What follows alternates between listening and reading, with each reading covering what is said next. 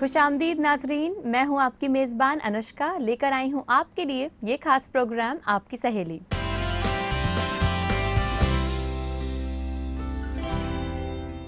नाजरीन, आज के एपिसोड में सबसे पहले तो हम बात करेंगे आपकी स्किन की, यानी ख़वातीन अपनी स्किन का ख्याल कैसे रख सकती हैं, वो भी सर्द मौसम में। इसके बारे में आपको जानकारी देंगे। साथ ही साथ अगले सेगमेंट में यानी रौनके बाजार में आपको बताएंगे कि जरदोजी के बैग्स और पर्सेस का आप कैसे इस्तेमाल कर सकती हैं। इससे पहले कि आज के एपिसोड की शुरुआत करें, दिखाते हैं आपको इसकी एक झलक।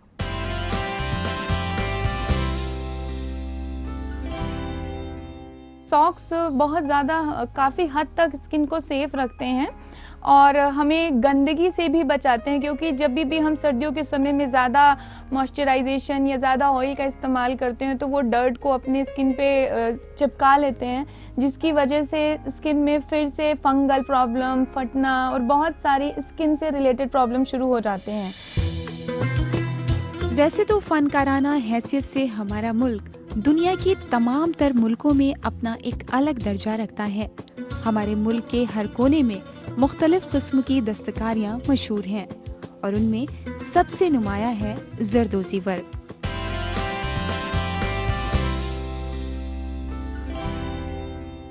जैसा कि आप जानते हैं, सर्द मौसम की शुरुआत हो चुकी है, जिसमें हमारी जिल्द में कई तरीके की दिक्कतें आती हैं जिसका हमें सामना करना पड़ता है, जैसे ड्राइनेस, इचीनेस।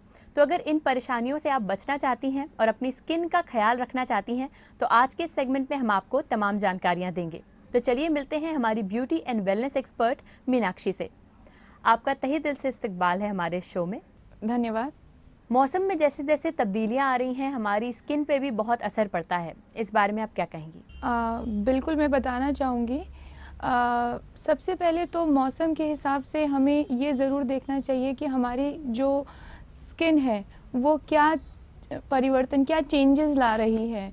और सबसे पहले ये जानना बहुत ज़रूरी होता है कि स्किन का टाइप क्या है, और स्किन के टाइप के हिसाब से ही अलग अलग स्किन अलग अलग तरीके का रिस्पॉन्ड करती है। उस हिसाब से अगर हमें अपनी स्किन के बारे में पूरी तरीके से पता है तो हम ये बिल्कुल ध्यान में रख सकते हैं कि किस तरह की स्किन को किस तरीके से ट्रीट किया जाए।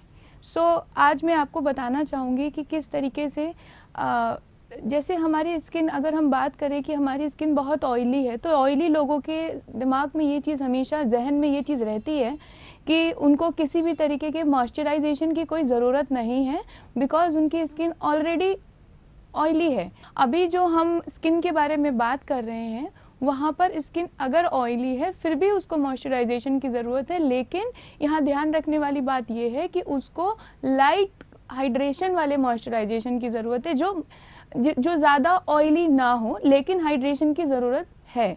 दूसरा, अब हम बात करते हैं स्किन जो होती है कॉम्बिनेशन स्किन, जो ज़्यादातर लोगों की कॉम्बिनेशन स्किन पाई जाती है, जिसमें कि किसी का ज़्यादातर हिस्सा या तो ऑयली होता है या ज़्यादातर हिस्सा ड्राई होता है।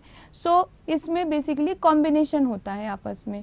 तो कॉम्बिनेशन स्किन वालों को भी एक लाइट मॉइस्चराइजेशन की ज़रूरत है, जिससे कि वो अपनी स्किन की ड्राइनेस को दूर कर सकें। सर्दी के मौसम में सबसे ज़्यादा जो हमारी जिल्द पे नज़र आती है वो है ड्राइनेस, यानी रूखापन। इसके बारे में आप क्या कहेंगी? इसके लिए मैं एक चीज़ ज़रूर बताना चाहूँगी कि हमारे स्किन पे जो ड्राइनेस होती है वो 2-3 उसके फैक्टर्स होते हैं जिसकी वजह से ड्राइनेस शो होती है। पहला तो जो एटमॉस्फेयर है वो कैसा है, सर्दी का एटमॉस्फेयर होता है, सर्द हवाएं चलती हैं तो वो हमारे स्किन की जो नमी है उसको सोख लेती हैं, क्योंकि सर्दी के समय में हमारी शरीर का ज़्यादा से ज़्यादा जो एनर्जी है वो शरीर को गर्म करने में चली जाती है। तो यहाँ बहुत ज़रूरी हो जाता है कि वो जो नमी, वो जो गर्मी थी जो स्किन को नमी दे रही थी, अब वो गर्मी के लिए इस्तेमाल हो रही है। तो ये भी वजह है जिसकी वजह से स्किन ड्राई हो जाती है। अगर हम मौसम के हिसाब से बात करें तो मौसम के हिसाब से यही रीज़न है कि मौसम इफ़ेक्ट कर रहा है। अदरवाइज़ आपके इंटरनल रीजंस भी हो सकते हैं, एक्सटर्नल रीजंस भी हो सकते हैं ड्राइनेस की वजह से, जिसको दूर करने के लिए हमें जिस तरह एक्सटर्नल और इंटरनल दोनों रीज़न इफ़ेक्टिव है, उसी तरह खान पीन के साथ जो हमारे एटमॉस्फेरिक इफ़ेक्ट्स हैं उन दोनों को अगर हम बैलेंस करके चलते हैं तो हम बिल्कुल अपनी स्किन को बैलेंस कर पाएंगे और ड्राइनेस को दूर कर पाएंगे। अगर अब हम बात करते हैं मॉइस्चराइज करने की, तो स्किन को अंदर से किस तरीके से हम मॉइस्चराइज रख सकते हैं? सही सवाल पूछा आपने, क्योंकि हमारी जो बॉडी है वो बाहर से तभी खूबसूरत लगती है जब वो अंदर से हेल्दी हो और उसको अकॉर्डिंगली नीड उसको चीज़ें मिल रही हों। तो खाने पीने में बेसिकली सर्दियों में आपने सुना भी होगा, जो हमारे बड़े बुजुर्ग थे वो हमेशा हमें ये सलाह देते थे कि थोड़ा लिटिल ऑयली फूड खाएं। आज की जो जनरेशन है वो ऐसा सोचती है कि ऑयल एकदम बॉडी के लिए अच्छा नहीं है, बट ये बहुत ज़रूरी है कि आज के टाइम पर अगर हम एकदम ऑयल कम कर देते हैं तो हमारी बॉडी में ऑयल रिटेंशन शुरू हो जाता है, राइट। तो इसलिए ये बहुत ज़रूरी है कि हमारे खाने में थोड़ा ऑयल कंटेंट हो, जिसमें कि अगर हम खाने की पीने की बात करें तो अगर आप लें तो इस सर्दियों के मौसम में आप जनरली देखते होंगे मूंगफली है, बादाम है, चिकपीस हैं, गुड़ है, जैगरी। तो ये सारी चीज़ें जो हैं कहीं ना कहीं से हमारी बॉडी के जो हीट कंटेंट को मेंटेन करती हैं, जिससे जब हीट कंटेंट मेंटेन हो जाता है तो स्किन को ऑटोमेटिकली हाइड्रेशन मिलने लग जाता है। सो मैं ये बिल्कुल कहना चाहूँगी कि खाने में अपने जो ऑयल कंटेंट है उसको बैलेंस करके चलें, जिससे कि इंटरनली आपकी स्किन हेल्दी रहेगी। उसके साथ साथ हमें पानी बहुत नेसेसरी है, चाहे वो गर्मी हो या सर्दी हो। पानी की कंटेंट को बनाए रखें, स्किन को ड्राई मत होने दें। और सबसे अच्छी चीज़ ये है, खाने में अगर आप ध्यान देना चाहते हैं तो खाने में आप कार्बोहाइड्रेट्स, प्रोटीन वाली चीज़ों का अच्छे से इस्तेमाल करें, जिससे कि आपके स्किन में मॉइस्चर कंटेंट बना रहे। अब अगर जिल्द के मॉइस्चराइजेशन की बात करें तो इसमें ऑयलिंग कितनी ज़रूरी है और ऑयलिंग को किस तरीके से कर सकते हैं? लोग जनरली फेस के बारे में ज़्यादा बात करते हैं और बॉडी के बारे में भूल जाते हैं। तो बॉडी भी उसी स्किन टाइप का पार्ट है और ये बहुत ज़रूरी है कि आपकी बॉडी, सपोज़ आपकी स्किन ड्राई है तो ऑब्वियसली उसको ऑयलिंग की ज़रूरत होगी, और हम अपनी स्किन टोन के हिसाब से अपनी बॉडी को ऑयलिंग दें। और ये हम कर सकते हैं कि जब हम नहाते हैं तो ऑयल से बेटर अगर ऑप्शन आप देखें, क्योंकि ऑयल में थोड़ी स्टिकनेस होती है, तो उससे बेटर ऑप्शन है ग्लिसरीन। तो अगर हम अपनी बॉडी में नहाते वक्त ग्लिसरीन लगाएं और उसको फिर वॉश आउट कर लें तो वो हमारी बॉडी के हाइड्रेशन को लिटरली मेंटेन करता है। तो फेस का हम अपने खान पीन और अपने प्रोडक्ट्स के साथ और बॉडी को ग्लिसरीन के साथ मेंटेन कर सकते हैं। इसका मतलब ऑयलिंग की जो आपने ट्रिक बताई है, इससे हमारी जिल्द पूरे दिन मॉइस्चराइज रहती है? हाँ, ये पूरे दिन रहेगा। और अगर आपकी स्किन ज़्यादा ड्राइनेस फील कराती है आपको, तो उसके लिए अगर आपने petroleum jellies are very good for skin, तो अगर हम उनको रात में लगाकर सोएं और सुबह जब हम बात लेते हैं तो अगर हम ग्लिसरीन के वाला जो मैंने आपको समझाया उसको दोनों को कंबाइन करके चलते हैं तो ओवर एक्सेसिव ड्राइनेस वाले लोगों को भी बिल्कुल रिलीफ मिलेगा। अक्सर मॉइस्चराइजेशन के लिए हम पेट्रोलियम जेली का भी इस्तेमाल करते हैं, लेकिन लोगों का ये मानना है कि उससे कालापन आता है। आप इसके बारे में क्या कहेंगी? कालापन छोड़ने की बात पूरी तरीके से तो मैं सही नहीं कहूँगी, बिकॉज़ मैंने जैसा अपनी जब हमारी बातचीत शुरू हुई तो मैंने सबसे पहले जो हमारी बातचीत का मेन कंटेंट था वो था स्किन टाइप। जब भी जो लोग होते हैं अगर वो अपनी स्किन टाइप के हिसाब से प्रोडक्ट को चूज़ नहीं करते हैं तो डेफिनेटली उसके रिप्लिकेशंस होते ही होते हैं। अब कोई भी ये पेट्रोलियम जेली को मैं ये नहीं बोलूँगी कि बेसिकली उसकी वजह से हुआ, मे बी उसके और भी कोई रीज़न हो सकते हैं।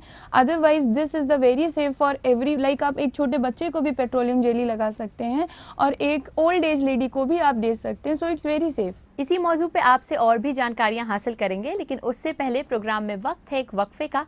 आपको याद दिला दें, अगर ब्यूटी के हवाले से आपके भी कुछ सवाल हैं तो वो आप हम तक भेज सकती हैं। हमारा ईमेल आईडी है aks@etv.co.in। तो लेते हैं एक छोटा सा वक्फा, लेकिन कहीं जाइएगा नहीं, क्योंकि वक्फे की उस तरफ आपको ब्यूटी एंड वेलनेस से जुड़ी हुई कुछ और ज़रूरी जानकारियाँ देंगे।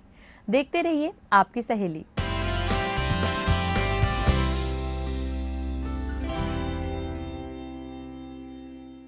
खैर मकदम है आपका हमारे इस प्रोग्राम में, जिसका नाम है आपकी सहेली। आज के सेगमेंट में हमारी beauty and wellness expert Meenakshi आपको बता रही हैं कि बदलते मौसम में किस तरीके से अपनी जिल्द का ख्याल आप रख सकते हैं। तो चलिए कुछ और चीज़ें उनसे जानते हैं।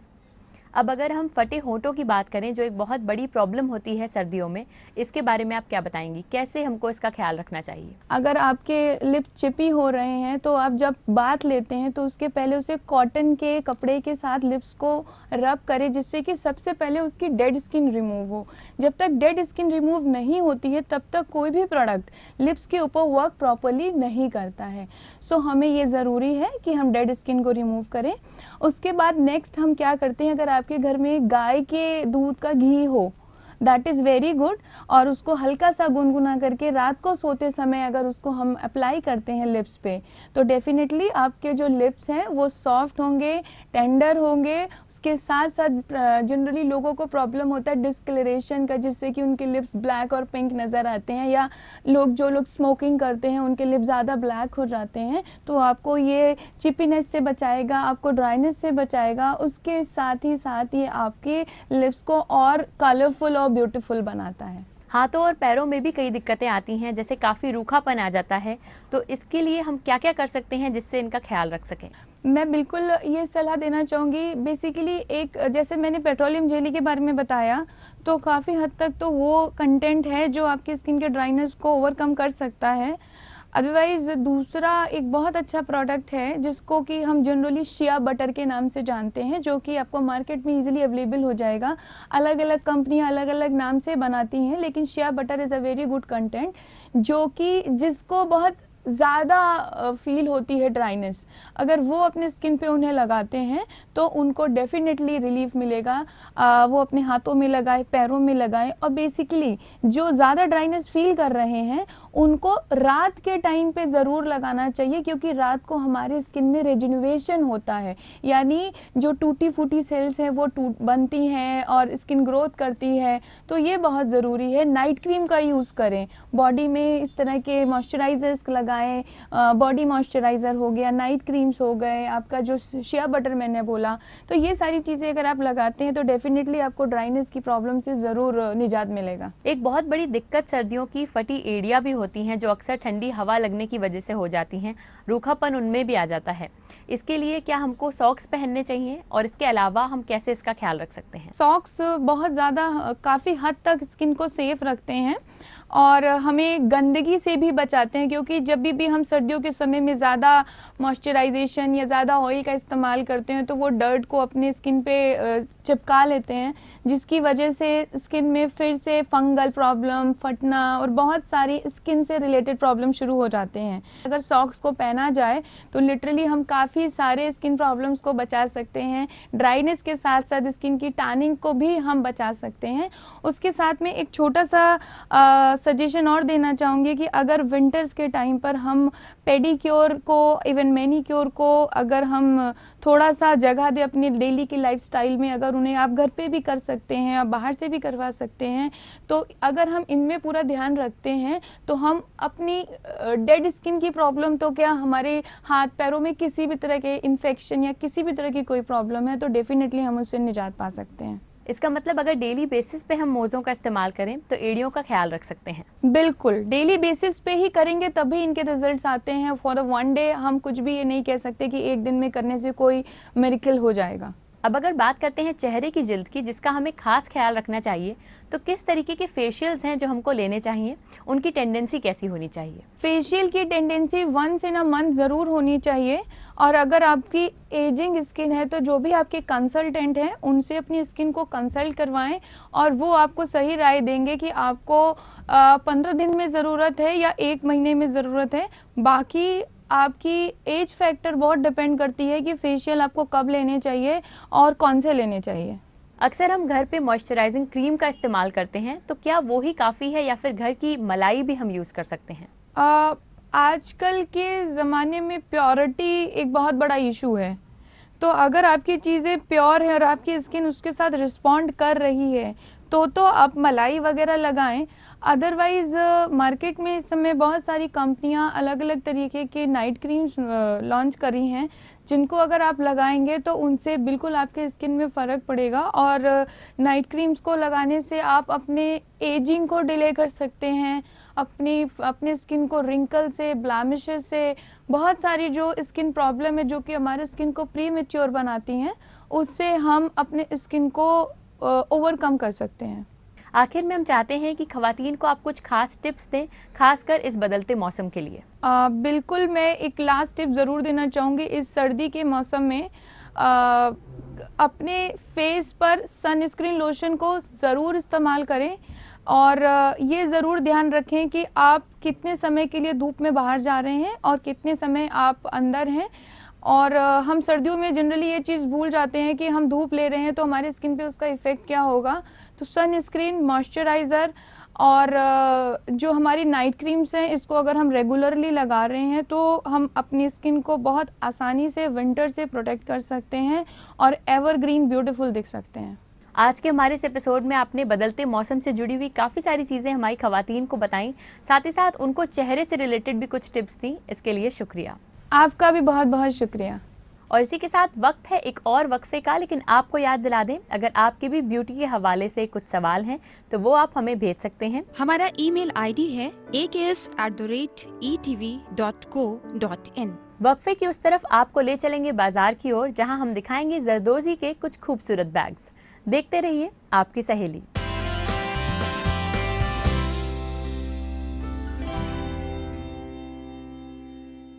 खैर मकदम है आपका हमारे इस प्रोग्राम में, जिसका नाम है आपकी सहेली।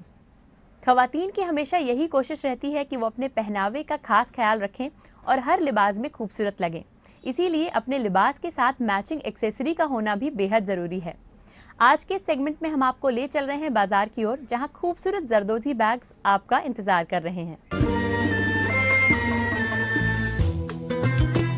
वैसे तो फनकाराना हैसियत से हमारा मुल्क दुनिया के तमाम तर मुल्कों में अपना एक अलग दर्जा रखता है। हमारे मुल्क के हर कोने में मुख्तलिफ किस्म की दस्तकारियाँ मशहूर हैं और उनमें सबसे नुमाया है जरदोजी वर्क। आज हम आपको रूबरू करवाएंगे भोपाल के एक ऐसे ही मखसूस जरी वर्क से। भोपाल अपनी बहुत सी खुसूसियात की वजह से पहचाना जाता है, उनमें से एक जरी वर्क भी है। और सबसे कमाल की बात यह है कि यहाँ ये वर्क सिर्फ लिबासों पे ही नहीं, बल्कि खवातीन के जरिए इस्तेमाल किए जाने वाले पर्सों पे भी किया जाता है।